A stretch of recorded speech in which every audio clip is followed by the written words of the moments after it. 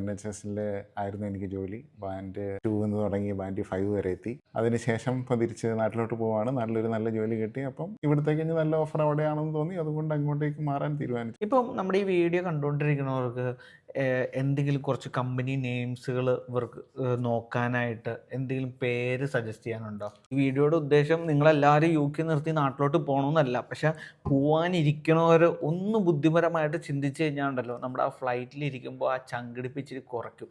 കാര്യം നമുക്ക് നാട്ടിൽ പോയിട്ട് എന്താ ചെയ്യേണ്ടതെന്നുള്ള വ്യക്തമായ പ്ലാൻ ഉണ്ട്. ഞാൻ പോണു, ഒരു 10 ദിവസം റെസ്റ്റ് എടുക്കണു, ഞാൻ അടുത്ത കമ്പനിയിൽ ജോയിൻ ചെയ്യണം. നമ്മളിപ്പം UK ഫോർമാറ്റിലാണ് ഇത്രയും നാളും CV കൊടുത്തുകൊണ്ടിരുന്നത്. ഇപ്പം നാട്ടിലോട്ട് നമ്മൾ CV സബ്മിറ്റ് ചെയ്യുമ്പോൾ എങ്ങനെയാണ് അപ്പം ആ ഒരു CV പാറ്റേൺ ചെയ്തത്? ഹായ് ഫ്രണ്ട്സ്, അബീസ്വിക്കയുടെ പുതിയ വീഡിയോയിലോട്ട് എല്ലാവർക്കും സ്വാഗതം. ഇന്ന് എൻ്റെ ഒപ്പം ഉള്ളത് ജിതിനാണ് കേട്ടോ. അപ്പം നമ്മുടെ NHSൻ്റെ ഒത്തിരി വീഡിയോയിൽ ജിതിൻ വന്നിട്ടുണ്ട്. NHS ഇൻ്റർവ്യൂ, NHS ബാൻഡ് 3, പിന്നെ NHS business development, supporting documents, പിന്നെ NHSൻ്റെ പോഡ്കാസ്റ്റിൽ വന്നിട്ടുണ്ട്. അപ്പോൾ ജിതിൻ കഴിഞ്ഞ ആഴ്ച എന്നെ വിളിച്ചിട്ട് പറഞ്ഞു, അബീസ് ബ്രോ ഞാൻ ദേ പോവാറായിട്ടോ. ഞാൻ ചോദിച്ചാൽ എന്താ നീ പോകണം? അപ്പോൾ പറഞ്ഞു എനിക്ക് നാട്ടിൽ ജോലിയായി എന്ന് പറഞ്ഞു. എനിക്ക് തോന്നിയ ഒരു ഇൻട്രസ്റ്റിംഗ് ഫാക്റ്റ് എന്താണെന്ന് വെച്ച് കഴിഞ്ഞാൽ, എന്നെ ഒത്തിരി പേര് വിളിക്കാറുണ്ട്. എന്നെ വിളിക്കുമ്പം എല്ലാവരും സങ്കടത്തോടെയാണ് വിളിക്കുന്നത്. അബീസ് ബ്രോ ഞാൻ അടുത്ത ആഴ്ച നാട്ടിൽ പോയിട്ടു, എനിക്ക് സ്പോൺസർഷിപ്പ് ഒന്നും ആയില്ല, ഇനി എനിക്ക് നാട്ടിൽ പോയിട്ട് എന്താ ചെയ്യണ്ടേന്ന് എനിക്ക് അറിയില്ല ബ്രോ, ഞാൻ ഫുൾ ബ്ലാങ്ക് ഔട്ടാണ്. പക്ഷെ അതേസമയം ജിതിൻ എന്നെ വിളിച്ചപ്പോൾ സന്തോഷത്തിലാണ് വിളിച്ചത്. ബ്രോ ഞാൻ അടുത്ത ആഴ്ച പോവാണ്, എനിക്ക് നാട്ടിൽ ജോലി ആയിട്ടുണ്ട്, അത്യാവശ്യം നല്ല കമ്പനി തന്നെയാണെന്ന് പറഞ്ഞു. അപ്പം എനിക്ക് തോന്നിയൊരു കണ്ടന്റ് എന്താണെന്ന് വെച്ച് കഴിഞ്ഞാൽ, ജിതിനോടെ സ്പോൺസർഷിപ്പും നോക്കി, അറ്റ് എ ടൈം നാട്ടിൽ ജോലിയും നോക്കി. ആ ഒരു മോട്ടിവേഷനാണ് നിങ്ങൾക്ക് എനിക്ക് തരാനുള്ള ഈ വീഡിയോയിൽ. ജിതിൻ, അപ്പോൾ ഒന്ന് ജസ്റ്റ് ഒന്ന് ഇൻട്രോ ചെയ്യാമോ? എൻ്റെ പേര് ജിതിൻ. ഞാനിവിടെ 2022 സെപ്റ്റംബറിലാണ് വന്നത്. NHS ആയിരുന്നു എനിക്ക് ജോലി. ബാൻഡ് 2 എന്ന് തുടങ്ങി ബാൻഡ് 5 വരെ എത്തി. അതിനുശേഷം ഇപ്പോൾ തിരിച്ച് നാട്ടിലോട്ട് പോവാണ്. നാട്ടിലൊരു നല്ല ജോലി കിട്ടി. അപ്പം ഇവിടത്തേക്ക് ഇനി നല്ല ഓഫർ അവിടെയാണെന്ന് തോന്നി. അതുകൊണ്ട് അങ്ങോട്ടേക്ക് മാറാൻ തീരുമാനിച്ചു. സത്യം പറഞ്ഞാൽ ജിതിൻ്റെ ഈ ഒരു നാട്ടിൽ ജോലി നോക്കണമെന്ന് തോന്നിയ ആ ഒരു പോയിന്റ് എപ്പോഴാണ്? കാര്യം എല്ലാവരും എന്നോട് വിളിക്കുമ്പോൾ ബ്രോ ഞാനും ചേച്ചി എന്നാൽ നാട്ടിലുണ്ട്, ഒരാഴ്ച റെസ്റ്റ് എടുക്കണം, അത് കഴിഞ്ഞിട്ട് പയ്യെ ബാംഗ്ലൂരോ അല്ലെങ്കിൽ ബോംബെയോ അല്ലെങ്കിൽ പൂനെയിലോ എവിടെയെങ്കിലും പോയി ജോലി അന്വേഷിക്കണം. നിങ്ങളൊരു ജോലി ചെയ്തുകൊണ്ടിരിക്കുവാണ്, നിങ്ങളിപ്പോൾ സ്പോൺസർഷിപ്പിലോട്ട് അവർ പറയുവാണ് ഞങ്ങൾ നാളെ സ്പോൺസർഷിപ്പ് തരാം, അല്ലെങ്കിൽ ഇന്ന ഡേറ്റ് കഴിഞ്ഞിട്ട്, അതായത് നിങ്ങളുടെ വിസ തീർന്നതിന് ശേഷം സ്പോൺസർഷിപ്പ് തരാമെന്നൊക്കെ ആയിരിക്കും മിക്കപ്പോഴും പറയുന്നുണ്ടാവുക. അത് നിങ്ങൾ ആ ഓർഗനൈസേഷനെ ട്രസ്റ്റ് ചെയ്യുവാണ്. ഓക്കെ ഇവരെനിക്ക് തരും, അല്ലെങ്കിൽ ഇതിന് മുമ്പുള്ള ആൾക്കാർക്ക് കൊടുത്തിട്ടുണ്ട് എന്ന നിലയിലൊക്കെ ആണെങ്കിൽ നിങ്ങൾ സ്പോൺസർഷിപ്പ് കിട്ടും നിങ്ങൾക്ക് ഉറപ്പുണ്ടെങ്കിൽ നിങ്ങൾ അത് കണ്ടിന്യൂ ചെയ്യുക, അതായത് ലാസ്റ്റ് ഡേറ്റ് വരെ കണ്ടിന്യൂ ചെയ്യുക. എൻ്റെ കാര്യത്തിൽ എന്ന് പറഞ്ഞു കഴിഞ്ഞാൽ ഒരു അൺസർട്ടനിറ്റിയാണ്. അതായത് ഈ ഓർഗനൈസേഷൻ ചേഞ്ച് നടന്നുകൊണ്ടിരിക്കുകയാണ്. എൻ്റെ റോള് ചിലപ്പം വേറെ എങ്ങോട്ടെങ്കിലും ഏതെങ്കിലും ഒരു ബോർഡിലോട്ട് മാറ്റിയേക്കാം. ചിലപ്പോൾ ആ ബോർഡ് ചെന്ന് കഴിയുമ്പോൾ അവർ പറയും ഞങ്ങൾക്ക് ഫണ്ടില്ല എന്ന് പറഞ്ഞു കഴിഞ്ഞാൽ, കാരണം ഈ ഓർഗനൈസേഷൻ ചേഞ്ച് നടത്തുന്നത് തന്നെ ഇവർ ഫണ്ട് വർക്ക് ചെയ്യാന്നുള്ള രീതിയിലാണ് ഇവർ എൻ്റെ ഓർഗനൈസേഷൻ ചേഞ്ച് തന്നെ നടത്തുന്നത്. അപ്പോൾ അങ്ങനെ വന്നു കഴിഞ്ഞ് കഴിയുമ്പോൾ എൻ്റെ ഒരു അൺസർട്ടനിറ്റി ഉണ്ട്, കിട്ടാണ്ടിരിക്കാം. അതായത് ഇപ്പോൾ ഞാൻ HR-നോട് എന്ന് ചോദിച്ചു കഴിഞ്ഞാൽ അവർ പറയും ഇത് എല്ലാം ഈ പ്രോസസ്സ് എല്ലാം കഴിഞ്ഞതിന് ശേഷം അന്നേരം നമുക്ക് പറയാമെന്നാണ് പറയുന്നത്. കാരണം ഇതിന് മുമ്പുള്ളവർക്ക് സ്പോൺസർഷിപ്പ് കൊടുത്തിട്ടുണ്ട്, പക്ഷേ അന്നേരം ഈ ഒരു പ്രശ്നം ഇല്ലായിരുന്നു. ഈ ഫണ്ട് കുറയ്ക്കുന്ന അങ്ങനത്തെ പരിപാടി ഒന്നും ഇല്ലായിരുന്നു. ഇപ്പോൾ ഈ ഫണ്ട് കുറയ്ക്കുന്ന പരിപാടി നടക്കുന്നത് കൊണ്ട് അവർക്കും ഉറപ്പില്ല. അപ്പം അൺസർട്ടനിറ്റിയിൽ നമുക്ക് ലാസ്റ്റ് ഡേറ്റ് വരെ നിന്നിട്ട് നോക്കാനുള്ള ഒരു ചാൻസ് ഇല്ലല്ലോ. അപ്പം ഞാൻ ഇവിടെ വർക്ക് ചെയ്യുന്നതോടെ ഞാൻ നാട്ടിലും ജോലി നോക്കി. കാരണം എനിക്ക് ഇവിടുത്തെ നല്ലൊരു എക്സ്പീരിയൻസ് ആണ്. UK എക്സ്പീരിയൻസ് നല്ല വാലിഡ് എക്സ്പീരിയൻസ് ആണ്. നല്ല ഞാൻ വർക്ക് ചെയ്തുകൊണ്ടിരുന്നത് പ്രൊജക്ട് സപ്പോർട്ടിലാണ്. അപ്പോൾ പ്രൊജക്ട് സപ്പോർട്ട് എന്ന് പറഞ്ഞാൽ നമ്മുടെ നാട്ടിൽ അത്യാവശ്യം നല്ല വാല്യൂ ഉള്ള എക്സ്പീരിയൻസ് ആണ്. പിന്നെ ഇൻ്റർനാഷണൽ എക്സ്പീരിയൻസ് ആണ്. അപ്പോൾ മൾട്ടിനാഷണൽ കമ്പനിയിൽ ഇഷ്ടംപോലെ വേക്കൻസീസ് നമുക്ക് കിട്ടും. അപ്പോൾ ഇൻ്റർനാഷണൽ എക്സ്പീരിയൻസ് ഇന്ത്യൻ എക്സ്പീരിയൻസ് കഴിഞ്ഞും കുറച്ചുകൂടെ വാല്യൂ അവർ കൊടുക്കും. കാരണം ഈ നമ്മുടെ നാട്ടിലെ പല മൾട്ടിനാഷണൽ കമ്പനിയിലും വർക്ക് ചെയ്യുന്ന ക്ലയൻസ് എല്ലാം US UK അങ്ങനെയുള്ള ക്ലയൻസ് ആയിരിക്കും. അപ്പോൾ നമുക്ക് ഇൻ്റർനാഷണൽ എക്സ്പീരിയൻസ് ഉണ്ടെങ്കിൽ അത് കുറച്ചുകൂടെ വാല്യൂ ആണ്. പിന്നെ നാട്ടിൽ പോകാന്നുള്ളൊരു ഇതുണ്ടല്ലോ. ഇപ്പം ഇവിടെ സ്പോൺസർഷിപ്പ് കിട്ടുന്ന ഒരാളോട് നമ്മൾ ചോദിച്ചു കഴിഞ്ഞാൽ നാട്ടിൽ നിങ്ങൾക്ക് ഒരു 50,000 രൂപ സേവ് ചെയ്യാൻ പറ്റുന്നുണ്ടെങ്കിൽ നിങ്ങൾ ഇങ്ങോട്ട് വരണ്ടെന്നാണല്ലോ പലരും പറയുന്നത്. അപ്പം അതിന് മേലെ എനിക്ക് ശമ്പളം അവർ തരുന്നുണ്ടെങ്കിൽ പിന്നെ ഞാൻ ഇവിടെ നിൽക്കുന്നതിലും ഭേദം അവിടെ പോകുന്നതല്ലേ നല്ലത്. ഇതിൽ എനിക്ക് സ്ട്രൈക്കിംഗ് ആയിട്ട് എടുത്തു പറയാനുള്ള കാര്യം എന്താണെന്ന് വെച്ച് കഴിഞ്ഞാൽ, പല സ്റ്റുഡൻസിനും നമ്മൾ കാണുമ്പോൾ പറയും ബ്രോ ഞാനൊരു IT ഫേമിൽ വർക്ക് ചെയ്യുകയാണെങ്കിൽ എനിക്ക് മാസം കിട്ടുന്നത് 1650. ഞാനൊരു ആമസോൺ വെയർ ഹൗസിൽ പണിയെടുക്കുകയാണെങ്കിൽ എനിക്ക് മാസം 2500 to 3000. രണ്ട് സ്ഥലത്തും സ്പോൺസർഷിപ്പ് കിട്ടൂല. പിന്നെ ഞാൻ എന്തിന് ഈ 1800-ന് IT അല്ലെങ്കിൽ NHS-ൽ ഞാൻ കയറി നിൽക്കണം? അതിനൊരു പെർഫെക്റ്റ് എക്സാമ്പിളാണ് ഇപ്പോൾ ജിതിൻ. നമ്മൾ ആദ്യത്തെ പോഡ്കാസ്റ്റുകൾ, നമ്മൾ ആദ്യത്തെ ഇൻ്റർവ്യൂവിലൊക്കെ നമ്മൾ പറഞ്ഞിട്ടുണ്ട്. അതായത് നിങ്ങൾക്ക് ഒരു നമ്മുടെ നാട്ടിലെ ടാറ് പണിക്കാരൻ്റെ ശമ്പളം നോക്കിക്കഴിഞ്ഞാൽ അവൻ 1000 രൂപയാണ് കിട്ടിക്കൊണ്ടിരിക്കുന്നത്. പക്ഷേ അവനൊരു 5 വർഷം കഴിഞ്ഞാൽ അവൻ 1000 രൂപയാണ് കിട്ടുന്നത്. പക്ഷേ നിങ്ങളൊരു റോളിൽ കയറി കഴിയുമ്പോൾ നിങ്ങൾക്ക് ഇപ്പോൾ 1000 രൂപയാണെങ്കിലും ഒരു 5 കൊല്ലം കഴിയുമ്പോൾ നിങ്ങളുടെ എഡ്യൂക്കേഷനും നിങ്ങളുടെ എക്സ്പീരിയൻസും വെച്ച് നിങ്ങൾക്ക് 1000 രൂപ അല്ല കിട്ടാൻ പോകുന്നത്. നിങ്ങൾക്ക് അതിൻ്റേതായ ഗ്രോത്ത് ഉണ്ടാവും.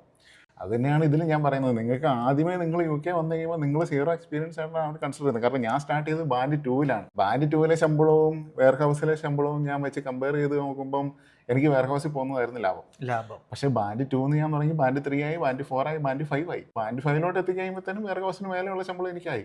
പിന്നെ നിങ്ങൾക്ക് ആ എക്സ്പീരിയൻസും കിട്ടുന്നുണ്ടല്ലോ. ആ എക്സ്പീരിയൻസ് ഇപ്പോൾ വെയർ ഹൗസിൽ നിങ്ങൾ ചെയ്യുന്നത് കഴിഞ്ഞാൽ എല്ലാ ദിവസവും ഒരേ പണി തന്നെയാണ് ചെയ്തുകൊണ്ടിരിക്കുന്നത്. നിങ്ങൾക്ക് എന്താ എക്സ്പീരിയൻസ് ആണെന്ന് ചോദിച്ചു കഴിഞ്ഞാൽ നിങ്ങൾക്ക് എന്താ പറയാനുള്ള ഒന്നുമില്ല. ഇപ്പം നമ്മളിവിടുത്തെ സ്റ്റുഡൻസിന് കേൾക്കുമ്പോൾ ഇത് അവർക്ക് ദഹിക്കാൻ കുറച്ച് പാടാണ്. ഇവനെന്താണ് ഏത് വീട് ചെയ്താലും ഒന്നല്ലെങ്കിൽ കെയർ റൂമിനെ താത്തി കിട്ടും, അതൊന്നല്ലെങ്കിൽ വെയർ ഹൗസിനെ. എന്താണെന്ന് വെച്ചാൽ ഞാൻ ഒരേ ആളുകളുടെ ഇൻ്റർവ്യൂ എടുക്കാൻ പോണ ആളാണ്. കാര്യം ഞാൻ ജിതിന് ഇപ്പം എൻ്റെ വൈഫ് ഞങ്ങളുടെ ഒരു സർക്കിളിൽ എല്ലാവരും തന്നെ ഇവിടുത്തെ സ്പോർട്സ് ഡയറക്ടർ എന്ന് പറയുന്നിടത്ത് നമ്മളൊരു 30-ന് മേളിൽ, അതായത് എനിക്ക് തോന്നുന്നു ഷെഫീൽഡ് ബസ്സിൽ ഒരു 50 പേരുണ്ടെങ്കിൽ ഞങ്ങൾ 40 മലയാളികൾ പലരും പല പൊസിഷനിൽ ഞങ്ങൾ വെയർ ഹൗസിൽ പണിയെടുത്തു വരാം. തുടക്കം നമുക്ക് അറിയില്ലായിരുന്നു. നമ്മൾ ഓരോന്ന് പഠിച്ചെടുത്ത് നമ്മൾ അതിൽ നിന്ന് മാറി ചിന്തിക്കുമ്പോഴാണ് ഇപ്പം അതിൽ കുറച്ച് പേർക്ക് സ്പോൺസർഷിപ്പ് കിട്ടി, കുറച്ച് പേര് നാട്ടിൽ പോയി, കുറച്ച് പേര് നല്ല ജോലിയിലിരിക്കണം. ഇതെല്ലാം ആ എക്സ്പീരിയൻസ് ആണ് കേട്ടോ. നമുക്ക് കിട്ടുന്ന എക്സ്പീരിയൻസും നമ്മൾ ഓരോരുത്തർ പറയണത് കേൾക്കാൻ തയ്യാറാവണതാണ് ഇതിൻ്റെ മെയിൻ ഹൈലൈറ്റ്. ഇപ്പം ജിതിൻ നാട്ടിൽ ജോലി അന്വേഷിച്ചല്ലോ. ഇപ്പം കഴിഞ്ഞ 4 വർഷമായിട്ട് UK-ലാണ്. അപ്പം നാട്ടിലെ ജോബ് മാർക്കറ്റിനെ പറ്റി ജിതിൻ അതിൻ്റെ ഇടയ്ക്കൊന്നും ജോബ് ഇപ്പോൾ സേഫായിട്ട് പോയിക്കൊണ്ടിരുന്നതുകൊണ്ട് അന്വേഷിച്ചിട്ടില്ല. അപ്പം എങ്ങനെയാണ് ഈ ജോബ് മാർക്കറ്റിലോട്ട് ഇറങ്ങിയപ്പം നമുക്കൊരു ബുദ്ധിമുട്ടുണ്ടല്ലോ ഫസ്റ്റ് നമ്മൾ അപ്ലൈ ചെയ്യുമ്പോഴുള്ള, അതെന്തൊക്കെയാണ് ഫേസ് ചെയ്തത് മെയിനായിട്ട്? അപ്പോൾ ആദ്യമേ നമ്മൾ UK-ലോട്ട് വന്നു കഴിയുമ്പോൾ നമ്മൾ അപ്ലൈ ചെയ്തപ്പം പലരും പറയാറുണ്ട് ഞാൻ 6000 ആപ്ലിക്കേഷൻ 7000 ആപ്ലിക്കേഷനൊക്കെ അയച്ചു വന്നിട്ട് എനിക്കൊന്നും കിട്ടിയില്ല എന്നൊക്കെ പറയുന്നു. സെയിം വേ തന്നെയാണ് നിങ്ങൾ ഇവിടുന്ന് ഇന്ത്യയിലോട്ട് അപ്ലൈ ചെയ്യാൻ പോകുമ്പോഴും ഇതൊക്കെ തന്നെയാണ്. നിങ്ങൾ ഇത് ഫേസ് ചെയ്യാൻ റെഡി ആയിട്ട് വേണം നിങ്ങൾ നിൽക്കാൻ വേണ്ടി. കാരണം നിങ്ങൾക്ക് ഇത്ര എക്സ്പീരിയൻസ് ഒക്കെ ഉണ്ട്. പക്ഷേ ആ CV പിക്ക് ചെയ്യാൻ വേണ്ടി കുറച്ച് സമയം എടുക്കും. നിങ്ങൾ ആദ്യമേ ഒരാഴ്ച അപ്ലൈ ചെയ്തു, അതിൻ്റെ അടുത്ത ആഴ്ച നിങ്ങൾക്ക് ഇൻ്റർവ്യൂ കിട്ടുമെന്നുള്ള മിഥ്യാധാരണകളൊന്നും നിങ്ങൾ വെച്ചുകൊണ്ടിരിക്കേണ്ട. നിങ്ങൾ മിനിമം ഒരു 4 മാസമെങ്കിലും മുന്നിൽ കണ്ടുകൊണ്ട് വേണം നിങ്ങൾ ഇപ്പോഴേ അപ്ലൈ ചെയ്യണം. അതായത് നിങ്ങൾ ഇപ്പോൾ UK-ലുള്ള ഒരാളാണ്, നിങ്ങൾക്ക് 4 മാസത്തിന് ശേഷം നിങ്ങളുടെ വിസ തീരുവാണെങ്കിൽ നിങ്ങൾ ആ 4 മാസത്തിന് മുന്നേ അപ്ലൈ ചെയ്ത് തുടങ്ങുക. ഒരു 2 മാസം കഴിയുമ്പോഴായിരിക്കും നിങ്ങളുടെ CV പിക്ക് ചെയ്യാൻ തുടങ്ങുക കമ്പനികൾ. ഇനി ഒരു പക്ഷേ നിങ്ങളുടെ CV പിക്ക് ചെയ്യുന്നില്ലെങ്കിൽ നിങ്ങൾ അപ്ലൈ ചെയ്യുന്നതിൽ എന്തോ മിസ്റ്റേക്ക് ഉണ്ടെന്നാണ് നിങ്ങൾ, അതായത് ATS ഫ്രണ്ട്ലി ആയിട്ടായിരിക്കില്ല നിങ്ങൾ റെസ്യൂമെ വെക്കുന്നത്, അതായിരിക്കും പ്രശ്നം. അല്ലെങ്കിൽ ചിലപ്പോൾ നിങ്ങൾ അപ്ലൈ ചെയ്യുന്നത് കറക്റ്റ് റോളിനായിരിക്കണം എന്നില്ല. അങ്ങനെയാണെങ്കിൽ നിങ്ങൾ CV പിക്ക് ചെയ്യല്ല. അപ്പോൾ അതനുസരിച്ച് നിങ്ങൾ മാറ്റങ്ങൾ വരുത്തണം. പിന്നെ ഇൻ്റർവ്യൂ കോൾസ് വന്നതിന് ശേഷവും നിങ്ങൾക്ക് ആദ്യത്തെ 2-3 ഇൻ്റർവ്യൂകൾ കിട്ടണമെന്ന് നിർബന്ധമൊന്നുമില്ല. ഇപ്പം 4-5 ഇൻ്റർവ്യൂവിന് ശേഷമായിരിക്കും. കാരണം UK-ലെ പോലെ ആയിരിക്കില്ല ഇന്ത്യയിൽ ഇൻ്റർവ്യൂ ചെയ്യുന്നത്. അത് നിങ്ങളുടെ റോൾ സ്പെസിഫൈ ചെയ്ത് എങ്ങനെയായിരിക്കും എന്ന് എനിക്ക് പറയാൻ പറ്റില്ല. പക്ഷേ എനിക്ക് ഒരു ജനറൽ ഫീഡ്ബാക്ക് എന്ന് പറഞ്ഞു കഴിഞ്ഞാൽ നിങ്ങൾ UK-ൽ ഒരു ഇൻ്റർവ്യൂ അറ്റൻഡ് ചെയ്യുന്നത് പോലെ ആയിരിക്കില്ല ഇന്ത്യയിൽ ഇൻ്റർവ്യൂ അറ്റൻഡ് ചെയ്യുന്നത്. ഇന്ത്യയിൽ കുറച്ചുകൂടെ ടെക്നിക്കൽ ടൈംസ് ആയിരിക്കും അവർ നോക്കുന്നത്. നിങ്ങൾക്ക് എന്തോരം അക്കാഡമിക് ആയിട്ട് നിങ്ങളുടെ ബാക്ക്ഗ്രൗണ്ട് എത്ര പവർഫുള്ളാണ്, നിങ്ങൾ ചെയ്യുന്ന സോഫ്റ്റ്വെയർസിലൊക്കെ നിങ്ങൾക്ക് എന്തോരം പാണ്ഡിത്യം ഉണ്ടെന്നൊക്കെ ആയിരിക്കും അവർ ചെക്ക് ചെയ്യുന്നത്. അപ്പം ഇപ്പം നമ്മൾ UK-ന്നാണ് നാട്ടിൽ നമ്മൾ അപ്ലൈ ചെയ്യുമ്പം നമ്മൾ അപ്ലൈ ചെയ്യണത് UK-ന്നാന്ന് പറയുമ്പം അതിലെന്തെങ്കിലും ആഡ് ഓൺ അഡ്വാൻറ്റേജ് ഉണ്ടോ നമുക്ക്? അത് നിങ്ങൾ അപ്ലൈ ചെയ്യുന്ന ഓർഗനൈസേഷൻ പോലെ ആയിരിക്കും. അതൊരു മൾട്ടിനാഷണൽ കമ്പനി ആണെങ്കിൽ നിങ്ങൾ UK-ന്നാണെന്ന് പറഞ്ഞു കഴിഞ്ഞാൽ അവർക്ക് നമുക്കൊരു ആഡഡ് അഡ്വാൻറ്റേജ് ആണ്. കാരണം ഇന്ത്യയിൽ നിന്ന് അവർ വർക്ക് ചെയ്യുന്നത് UK-ലുള്ള ക്ലയൻസുമായിട്ടായിരിക്കും. അപ്പോൾ അത് നമുക്കൊരു ആഡഡ് അഡ്വാൻറ്റേജ് ആണ്. പക്ഷേ ഇന്ത്യയിലുള്ള ഒരു കമ്പനി ആണെങ്കിൽ അവർ പറയാൻ പോകുന്നത് നിങ്ങൾക്ക് ഇത്ര ശമ്പളം കിട്ടുന്നുണ്ട്, ഞങ്ങൾക്ക് ഇത്ര ശമ്പളം തരാൻ പറ്റുള്ളൂ എന്നൊരു പ്രശ്നം ആദ്യം തന്നെ അവർ പറയും. ഈ UK എക്സ്പീരിയൻസ് എപ്പോഴും അടിപൊളിയാണ്. കാരണം ഇന്റർനാഷണൽ എക്സ്പീരിയൻസ് എപ്പോഴും അഡ്വാൻറ്റേജ് ആണ് നിങ്ങൾക്ക്. അത് ഇനി UA എക്സ്പീരിയൻസ് ആണെങ്കിലും നല്ല റോളിലൊരു ഇന്റർനാഷണൽ എക്സ്പീരിയൻസ് എപ്പോഴും അടിപൊളിയാണ്. പക്ഷേ ഇന്ത്യയിൽ മാത്രമുള്ള ഒരു കമ്പനി ആണെങ്കിൽ അവർ പറയാൻ പോകുന്ന കാര്യം നിങ്ങൾക്ക് ഇത്രയും ശമ്പളം ഞങ്ങൾക്ക് തരാനില്ല, ഇതാണ് ഒരു സ്റ്റാൻഡേർഡ് ശമ്പളം. അപ്പോൾ നമുക്ക് ഒരു പരിധി കൂടുതൽ അവരോട് ചോദിക്കാനും പറ്റില്ല. കാരണം അവരുടെ ബഡ്ജറ്റ് അത്രയായിരിക്കും. പിന്നെ പൊതുവെ ഉള്ളൊരു ധാരണ എല്ലാവർക്കും ഉണ്ട്, നമുക്ക് UK-ലാണെങ്കിൽ ഭയങ്കര ശമ്പളം, നമുക്ക് ഇന്ത്യയിൽ ഭയങ്കര ശമ്പളം കുറവാണ്, അതുകൊണ്ടാണ് നമ്മളെല്ലാവരും UK-ലോട്ട് വരുന്നത്. ഇപ്പോഴത്തെ ജോബ് മാർക്കറ്റിനെ പറ്റി കഴിഞ്ഞൊരു 6 മാസമായിട്ട് ജിതി നല്ല രീതിയിൽ റിസർച്ച് ചെയ്തല്ലോ.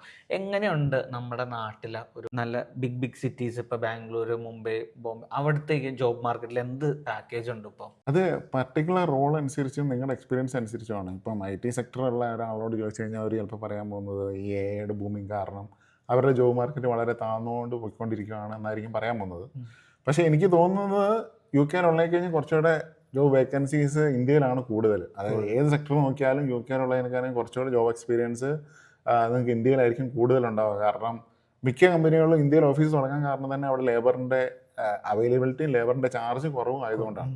അപ്പം നിങ്ങൾ ലേബറിൻ്റെ ചാർജ് കുറവെന്ന് പറഞ്ഞു കഴിഞ്ഞാൽ നിങ്ങളിപ്പം UK-ൽ നിങ്ങൾക്കൊരു സപ്പോസ് ഒരു 27 ലക്ഷം രൂപ കിട്ടുന്നുണ്ടെങ്കിൽ അതിൽ നിങ്ങൾ 1 ലക്ഷം രൂപ നിങ്ങൾ വാടകയായിട്ട് കൊടുക്കണമല്ലോ. റെൻറ്റ് 1 ലക്ഷത്തിന് മേലെ കൊടുക്കണമല്ലോ, ഒരു 1,20,000 കൊടുക്കണ്ടേ. അപ്പം നിങ്ങൾ യു കെയിലോട്ട് വന്നു കഴിയുമ്പോൾ നിങ്ങൾക്ക് അവിടെ 27 ലക്ഷം രൂപ ഉണ്ടെങ്കിൽ നിങ്ങൾ ചിലപ്പം നിങ്ങൾ അവരുമായിട്ട് ബാർഗെയിൻ ചെയ്താൽ നിങ്ങളൊരു 20 ലക്ഷം രൂപ നിങ്ങൾക്ക് അവർ ശമ്പളം തരുന്നത് തന്നെ ആയിരിക്കും ഒരു മൾട്ടിനാഷണൽ കമ്പനി. അപ്പം ഇന്ത്യയിലുള്ള ബാംഗ്ലൂർ എന്ന ടോപ്പ് സിറ്റിയിലൊക്കെ ഒരു 30,000 രൂപയൊക്കെ നിങ്ങൾക്ക് വാടകയായിട്ട് പോകുന്നുള്ളൂ.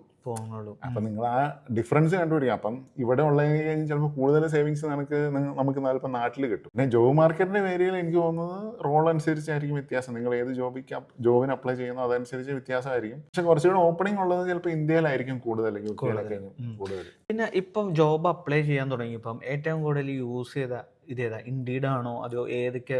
മെയിൻ ആപ്ലിക്കേഷൻ ലിങ്ക്ഡിനും ഇൻഡീഡും ആണ്. എനിക്ക് മിക്ക ജോബ് ഇൻ്റർവ്യൂ വന്നത് ലിങ്ക്ഡിൻ ത്രൂ ആണ് വന്നത്. പിന്നെ നമ്മൾ ലിങ്ക്ഡിൻ ത്രൂ ആണെങ്കിൽ നമുക്ക് ആ HR-ഉമായിട്ട് മെസ്സേജ് അയക്കാനുള്ള ഓപ്ഷൻ ഉണ്ട്. ചിലർ റിപ്ലൈ അയക്കും, ചിലർ അവർ പറയും ഇതാണ് ലിങ്ക്, ഇതിലോട്ട് അപ്ലൈ ചെയ്യുക. പിന്നെ ഒരു ജോബ് അപ്ലൈ ചെയ്തതിന് ശേഷം ചുമ്മാ ഒരു മെസ്സേജ് ഇടുക. ചിലപ്പോൾ അവർ കാണും, ചിലപ്പോൾ അവർ കാണില്ല. നമുക്ക് മെസ്സേജ് ഇടുന്നതുകൊണ്ട് വലിയ ഒന്നും കയ്യിൽ നിന്ന് പോകുന്നൊന്നുമില്ലല്ലോ. അപ്പോൾ ആ ജോബ് അപ്ലൈ ചെയ്യുമ്പോൾ ആ ലിങ്ക്ഡിനിൽ ഒരു ജോബ് പോസ്റ്റ് ചെയ്യുന്ന ആളുടെ പേരോ അല്ലെങ്കിൽ നിങ്ങളുടെ കണക്ഷനിലുള്ള അവിടെ വർക്ക് ചെയ്യുന്ന ആൾക്കാരുടെ പേരോ ഉണ്ടാവും. അപ്പോൾ അവർക്കൊരു മെസ്സേജ് അയക്കുക, അവർ തിരിച്ച് റിപ്ലൈ അയക്കുന്നുണ്ടെങ്കിൽ ഇന്ന പോലെ ഞാൻ ഒരു റോളിന് അപ്ലൈ ചെയ്തിട്ടുണ്ട് എന്ന് പറയുക. അവർ ചിലപ്പോൾ നമ്മളെ സഹായിക്കും, ചിലപ്പോൾ അവർ പറയും ഇതൊക്കെയാണ് ഇൻ്റർവ്യൂ ക്വസ്റ്റ്യൻസ്, ചിലപ്പോൾ അവർ പറയും, ചിലപ്പോൾ അവർ പറയില്ല. രണ്ടാളിലും നമുക്ക് ഗുണങ്ങൾ തന്നെയല്ലേ ഉള്ളൂ. നമ്മളിപ്പം UK ഫോർമാറ്റിലാണ് ഇത്രയും നാൾ CV കൊടുത്തുകൊണ്ടിരുന്നത്. ഇപ്പം നാട്ടിലോട്ട് നമ്മൾ CV സബ്മിറ്റ് ചെയ്യുമ്പോൾ എങ്ങനെയാണ് അപ്പം ആ ഒരു CV പാറ്റേൺ ചെയ്തത്? ഇല്ല, അതിൽ ഫോർമാറ്റിൽ വ്യത്യാസമൊന്നുമില്ലായിരുന്നു. ഞാൻ UK അപ്ലൈ ചെയ്ത അതേ ഫോർമാറ്റും അതേ CV തന്നെയാണ് ഇന്ത്യയിൽ അപ്ലൈ ചെയ്യാൻ വേണ്ടിയിട്ട് എടുത്തത്. പിന്നെ ആകെയുള്ളത് ജോബ് റോളിൻ്റെ സ്പെസിഫിക്കേഷൻ അനുസരിച്ച് അതിലെ പോയിന്റുകളിലെല്ലാം വ്യത്യാസം വരുത്തുക. നിങ്ങൾ ഒരു റോൾ എഴുതി അതിൻ്റെ ഇടയിൽ നിങ്ങൾ ഇന്ന കാര്യങ്ങളാണ് ചെയ്തതെന്ന് കഴിയുമ്പോൾ ആ ജോബ് സ്പെസിഫിക്കേഷൻ അനുസരിച്ചുള്ള ആ പോയിന്റുകൾ അതിൻ്റെ അടിയിൽ വ്യത്യാസം വരുത്തുക എന്നുള്ളൂ. ഇപ്പം നമ്മുടെ ഈ വീഡിയോ കണ്ടുകൊണ്ടിരിക്കുന്നവർക്ക് എന്തെങ്കിലും കുറച്ച് കമ്പനി നെയിംസുകൾ ഇവർക്ക് നോക്കാനായിട്ട് എന്തെങ്കിലും പേര് സജസ്റ്റ് ചെയ്യാനുണ്ടോ? ഇല്ല, എനിക്കത് നമ്മൾ വീഡിയോ കണ്ടിരിക്കുന്നത് പലരും പല സെക്ഷനിലായിരിക്കും. ഇപ്പോൾ IT ഇൻഡസ്ട്രീസ് വേറെ, ഇപ്പോൾ എൻ്റെ ആണെങ്കിൽ പ്രോജക്റ്റ് സപ്പോർട്ട് IT ഇൻഡസ്ട്രിയിലും ഉണ്ട്. അപ്പോൾ അവരുടെ മിക്ക മാനേജേഴ്സും ഒരു പക്ഷേ MBA ആയിരിക്കും അവരുടെ ബേസിക് ഡിഗ്രി വരുന്നത്. അപ്പം പ്രോജക്റ്റ് സപ്പോർട്ടാണ് ഞാൻ വർക്ക് ചെയ്തുകൊണ്ടിരുന്നത്. ഇപ്പം എനിക്ക് സജസ്റ്റ് ചെയ്യുകയാണെങ്കിൽ ഞാൻ നോക്കിയ കമ്പനികൾ PwC, ഡെലോയിറ്റ്, EY, KPMG, പിന്നെന്താ Capgemini, അങ്ങനെയുള്ള മൾട്ടിനാഷണൽ കമ്പനികളാണ് ഞാൻ നോക്കിയത്. പക്ഷേ നിങ്ങളുടെ റോൾ എന്തിനാണെന്നുള്ള ബേസിന് അനുസരിച്ച് ഇപ്പോൾ IT കമ്പനി ആണെങ്കിൽ TCS ഉണ്ട്, വിപ്രോ ഉണ്ട്, മഹീന്ദ്രയുടെ ഒരു കമ്പനി ഉണ്ട്. അപ്പം അങ്ങനെയുള്ള എനിക്കറിയത്തില്ല, IT ബേസ്ഡ് ആണെങ്കിൽ അങ്ങനെ നോക്കുക. നിങ്ങൾ ഇപ്പോൾ ഫുഡ് റിലേറ്റഡ് ഒരു കമ്പനി ആണെങ്കിൽ എന്ത് ചോദിച്ചു കഴിഞ്ഞാൽ എനിക്കറിയത്തില്ല, പറയാൻ വേണ്ടിയില്ല. അപ്പം നിങ്ങളുടെ ഡൊമൈൻ ഏതാണോ അതിൽ ടോപ്പ് നിൽക്കുന്ന കമ്പനി ഏതാണെന്ന് നോക്കുക. നമ്മളെ ഒരിക്കലും വില കുറച്ച് കാണരുത്.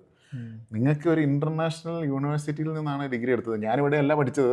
പക്ഷെ ഞാനൊരു സ്റ്റുഡൻറ് എന്ന നിലയിൽ ഞാൻ പറയുവാണ്, അന്ന് ചിന്തിക്കുമ്പോൾ നിങ്ങൾ ഒരിക്കലും നിങ്ങളെ വില കുറച്ച് കാണിക്കരുത്. നിങ്ങൾ ഒരു ഇന്റർനാഷണൽ ഡിഗ്രി എടുത്ത ഒരാളാണ്. ഇന്ത്യയിലെ യൂണിവേഴ്സിറ്റിയിലല്ല നിങ്ങൾ പഠിച്ചത്, നിങ്ങളിവിടെ UK വന്ന് ഒരു ഇന്റർനാഷണൽ ഡിഗ്രി എടുത്ത ഒരാളാണ്. അപ്പോൾ ആ ഒരു ലെവല് നമ്മൾ എപ്പോഴും കാണിക്കണം. നമ്മൾ അതായത് നിങ്ങൾ ചുമ്മാ പോയി മൾട്ടിനാഷണൽ കമ്പനി അപ്ലൈ ചെയ്താൽ മാത്രം പോരാ, നമ്മൾ ആ സ്റ്റാൻഡേർഡും ഇൻ്റർവ്യൂവിൽ നമ്മൾ കാണിക്കണം. നിങ്ങൾക്ക് ഇൻ്റർവ്യൂ കിട്ടുമോ കിട്ടാണ്ടിരിക്കുക അത് നമ്മളെ ബാധിക്കുന്ന കാര്യമേ അല്ല. നമ്മൾ ആകെ അറിയാവുന്നത് നമ്മൾ ഇൻ്റർവ്യൂ ചെയ്ത HR-നും അറിയത്തുള്ളൂ നമ്മൾ എന്ത് മണ്ടത്തരം പറഞ്ഞു എന്നുള്ള കാര്യം. അത് നമുക്ക് മൈൻഡ് ആക്കുകയും ചെയ്യേണ്ട. പക്ഷെ നമ്മൾ ആ സ്റ്റാൻഡേർഡ് എപ്പോഴും കാണിക്കണം. നിങ്ങളിപ്പം ഇൻ്റർനാഷണൽ സ്റ്റുഡൻ്റ് ആണ്, ഒരു ഇൻ്റർനാഷണൽ UK എന്ന് പറഞ്ഞൊരു വലിയ കമ്പനി, അതായത് അതുപോലത്തെ ടോപ്പ് യൂണിവേഴ്സിറ്റി വന്ന് നമ്മളൊരു ഡിഗ്രി എടുത്തു. അപ്പോൾ നമ്മൾ അപ്ലൈ ചെയ്യുമ്പോഴും ആ ഒരു ലെവൽ നമ്മളെപ്പോഴും മെയിൻറ്റെയിൻ ചെയ്യണം. അതായത് പണ്ട് നിങ്ങൾ ഡിഗ്രി പഠിച്ച കേരളത്തിലെ ഒരു കോളേജ് പോലെ അല്ല നമ്മളിവിടെ വന്ന് PG പഠിച്ച് കഴിയുമ്പോൾ നിങ്ങളുടെ പ്രൊഫൈല് മാറുന്നുണ്ട്. ചിലപ്പോൾ 2-3 കമ്പനികൾ നിങ്ങൾ റിജക്റ്റ് ചെയ്യും. പക്ഷെ നമ്മളൊരിക്കലും നമ്മുടെ ആത്മവിശ്വാസം കൈവിട്ടേക്കരുത്. നമ്മൾ ഇത്രയും നല്ല കോളേജിൽ പഠിച്ചിട്ടാണ് നമ്മൾ അപ്ലൈ ചെയ്യുന്നത്. അപ്പോൾ നമുക്ക് ഇത്രയും തരാനുള്ള ബാധ്യത അവരുണ്ട്. നമ്മൾ ചോദിക്കുന്നതിൽ നമ്മൾ എപ്പോഴും ഒരു ഇതായിരിക്കണം, നമ്മൾ കോൺഫിഡൻ്റ് ആയിരിക്കണം. ഈ വീഡിയോയുടെ ഉദ്ദേശം നിങ്ങളെല്ലാവരും UK നിർത്തി നാട്ടിലോട്ട് പോകണമെന്നല്ല. പക്ഷെ പോകാനിരിക്കണവർ ഒന്ന് ബുദ്ധിപരമായിട്ട് ചിന്തിച്ച് കഴിഞ്ഞാൽ ഉണ്ടല്ലോ, നമ്മുടെ ആ ഫ്ലൈറ്റിലിരിക്കുമ്പോൾ ആ ചങ്കിടിപ്പിച്ചിരി കുറയ്ക്കും. കാര്യം നമുക്ക് നാട്ടിൽ പോയിട്ട് എന്താ ചെയ്യേണ്ടതെന്നുള്ള വ്യക്തമായ പ്ലാൻ ഉണ്ട്. ഞാൻ പോണു, ഒരു 10 ദിവസം റെസ്റ്റ് എടുക്കണു, ഞാൻ അടുത്ത കമ്പനിയിൽ ജോയിൻ ചെയ്യണം. അതല്ല നമ്മൾ ഇവിടെ നിന്ന് എല്ലാം ഉപേക്ഷിച്ചിട്ട് പിന്നെ നാട്ടിൽ പോണു, പിന്നെ നമ്മൾ അവിടെ നിന്ന് ഒന്നേന്ന് പറഞ്ഞ് തുടങ്ങുകയെന്ന് പറയണത് എന്നാ വെച്ചാൽ പലരും നാട്ടിൽ നിന്ന് തന്നെ വിളിക്കണവർ അങ്ങനെയാണ് വിളിക്കണത്. ബ്രോ ഇത്രയും നാളായി 2 മാസമായി നാട്ടിലൊന്നും ആവണില്ല, ഇനി ഞാൻ പയ്യെ ദുബായ് നോക്കുവാന്ന്. അപ്പം ഇവിടെ ഉള്ളപ്പോൾ തന്നെ നോക്കണം കേട്ടോ. പിന്നെ ഇവിടെ ഇപ്പം കറണ്ട്ലി നിൽക്കണവരാണെങ്കിലും എന്തെങ്കിലും ഒരു എക്സ്പീരിയൻസ് കിട്ടുന്ന ജോലിക്ക് നിങ്ങൾ പോകാൻ വേണ്ടി നിങ്ങൾ മാക്സിമം ട്രൈ ചെയ്യണം കേട്ടോ. കാര്യം നിങ്ങളുടെ ഫ്യൂച്ചറിന് അതാണ് നിങ്ങൾക്ക് യൂസ്ഫുൾ. ഈ കാശെന്ന് പറയുന്നത് നമ്മൾ എന്തോരം ഉണ്ടാക്കിയാലും കുറച്ച് കഴിയുമ്പോൾ അതങ്ങ് പപ്പടം പൊടിയണ കണക്ക് പൊടിക്കും. നാട്ടിൽ പോകുന്നവർ മിക്കവരും പറയാൻ പോകുന്നത് എനിക്ക് 15 ലക്ഷം എഡ്യൂക്കേഷൻ ലോൺ ഉണ്ട്, എനിക്ക് വേറെ ഹൗസിൽ പോയാലേ എനിക്ക് ജോലി കിട്ടുള്ളൂ, അങ്ങനെയുള്ള ന്യായങ്ങളാണ് അവർ പറയാൻ പോകുന്നത്. ഇവിടെ മിനിമം ശമ്പളം എന്നാണേലും വെയർ ഹൗസിൽ പോയാലും നിങ്ങളൊരു ചെറിയൊരു കമ്പനി കയറിയാലും കിട്ടും. മിനിമം ശമ്പളം എന്നാണെങ്കിലും തരണമല്ലോ. ആ മിനിമം ശമ്പളം വെച്ച് നിങ്ങൾക്ക് എന്നാണേലും ലോൺ അടയ്ക്കാൻ പറ്റും. നിങ്ങൾക്ക് സേവിങ്സ് ഉണ്ടാവില്ല, അത് ഞാൻ അംഗീകരിച്ചു. നിങ്ങൾ ചിലപ്പോൾ ഇവിടെ വന്നു കഴിയുമ്പോൾ നിങ്ങളുടെ സേവിങ്സ് അക്കൗണ്ട് 0 ആയിട്ടായിരിക്കും പോകുന്നത്. പക്ഷേ നിങ്ങൾക്ക് ലോൺ അടയ്ക്കാനുള്ള പൈസ ഇവിടുത്തെ മിനിമം ശമ്പളത്തിൽ നിന്ന് എന്നാണെങ്കിലും കിട്ടും. 100% ഉറപ്പാണ്. അപ്പോൾ നിങ്ങൾ ഈ ബാങ്ക് സേവിങ്സ് നോക്കാതെ നിങ്ങൾ പണിയെടുക്കുമ്പോൾ ഉള്ള എക്സ്പീരിയൻസ് കൂടെ നമ്മൾ കവർ ചെയ്യണം. അതിന് നമുക്ക് വിലയിടരുത്. അതിനുള്ള വിലയാണ് നമ്മൾ ഈ 6 മാസം കഴിഞ്ഞ് ജോലി ചെയ്തിട്ട് നമുക്ക് കിട്ടാൻ പോകുന്ന ശമ്പളം. ഇവിടെ നമ്മൾ ആ സാക്രിഫൈസ് ചെയ്യുമ്പം ഒരു 6 മാസം കഴിഞ്ഞ് അല്ലെങ്കിൽ 1 വർഷം കഴിഞ്ഞ് നമ്മൾ പിന്നെയും ഇന്ത്യയിൽ അപ്ലൈ ചെയ്യുമ്പോൾ കിട്ടുന്ന ജോലിയിലെ ശമ്പളം ഉണ്ടല്ലോ, അതാണ് നമ്മുടെ ബാങ്ക് സേവിങ്സ് എന്ന് പറഞ്ഞ് വിചാരിക്കുക. അല്ലാതെ ഞാൻ ഇവിടെ വന്ന് ഇനി എൻ്റെ 2 കൊല്ലം ഉണ്ട്, ഓക്കെ പോകുമ്പോൾ തന്നെ ഒരു 30 ലക്ഷം രൂപ ആക്കി പോകാമെന്ന് വിചാരിച്ച് നിങ്ങൾ വെയർ ഹൗസിൽ തന്നെ പൊക്കോണ്ടിരിക്കും അല്ലെങ്കിൽ കെയർ ഹോമിൽ തന്നെ പൊക്കോണ്ടിരിക്കുവാണെങ്കിൽ കാര്യമില്ല. നിങ്ങൾ ആ 30 ലക്ഷം രൂപ വെച്ചിട്ട് നാട്ടിൽ പോയി 6 മാസം ഇതുപോലെ സ്ട്രഗിൾ ചെയ്ത് 15,000 രൂപയുടെ ശമ്പളമുള്ള ജോലിയും മേടിച്ച് ഈ 30 ലക്ഷത്തിൽ നിന്ന് ഓരോ രൂപ കുറഞ്ഞ് പൊക്കോണ്ടിരിക്കും. നിങ്ങൾക്ക് എക്സ്പെൻസ് മീറ്റ് ചെയ്യാൻ പറ്റാത്ത അവസ്ഥയിലോട്ടാവും. അപ്പം നിങ്ങൾ തന്നെ തീരുമാനിക്കുക. ഇപ്പം എൻ്റെ ബാങ്ക് സേവിങ്സിൽ കുറച്ച് പൈസ കുറവായിരിക്കും, പക്ഷേ നാട്ടിൽ ചെന്ന് കഴിയുമ്പോൾ എനിക്ക് നല്ലൊരു ജോലി കിട്ടിക്കഴിഞ്ഞാൽ എനിക്ക് ഭാവിയിലോട്ട് ശമ്പളം സേവിങ്സ് ഉണ്ടാവും. ഇത്രയൊക്കെയാണ് നമുക്ക് ഈ വീഡിയോയിൽ പറയാനുള്ളത്. കാര്യം ജിതിൻ്റെ ഒപ്പം എപ്പോൾ വീഡിയോ ചെയ്താലും അത് നല്ലൊരു ഇൻഫർമേഷൻ വീഡിയോ ആണ്. അപ്പോൾ ഇത് തീർച്ചയായിട്ടും നിങ്ങൾ കാണുക. പിന്നെ എന്തെങ്കിലും ഡൗട്ടോ കാര്യങ്ങളോ ഉണ്ടെങ്കിൽ കമൻറ്റിൽ രേഖപ്പെടുത്തുക. അപ്പോൾ it's me Abees signing off from Abees UK channel.